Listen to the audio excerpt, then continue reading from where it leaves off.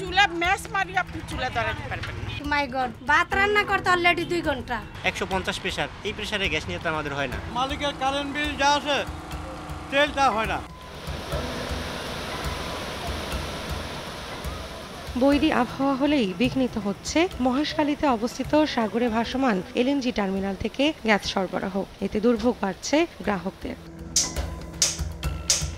এমন বাস্তবতায় দেশ জুড়ে এখনো চলছে গ্যাসের জন্য হাহাকার। রান্নার গ্যাসটুকুও যেন সোনার হরিণ। আগারগাঁওয়ের এই বাড়ির মতো রাজধানীর প্রায় সব এলাকার একই দশা। বছর যাবতীয় কি শুধু চেষ্টাই করা হচ্ছে? রাতে 2টা দিকে আমাদের রান্না করতে হয়। বাচ্চাদের কি সে বাসি খাবারটা খাওয়ানো যায়? রান্না বাড়া করে অফিসে যাওয়াটা টাফ হয়ে যাচ্ছে। কিন্তু বছরের পর বছর ধরে এই সমস্যা তো নিত্যসঙ্গী ঢাকাবাসীর। সবচেয়ে বেশি ভোগান্তিতে মিরপুর 12, পল্লবী, খিলগাঁও, ফার্মগেট, হাতিরপুর ও রামপুরার বাসিন্দারা। অনেকে বাধ্য হয়ে ভরসা রাখছেন মাটির চুলায়। লাড়কি 15 টাকা কেজি লাড়কি দিয়ে আইনা রান্তে হয়। মিট মিট করে মন যে মোমবাতি জ্বলে, 4-5 বছর ধরে বেশি জ্বলতেছি, এই সমস্যাটা বেশি। গ্যাস একদম স্লো।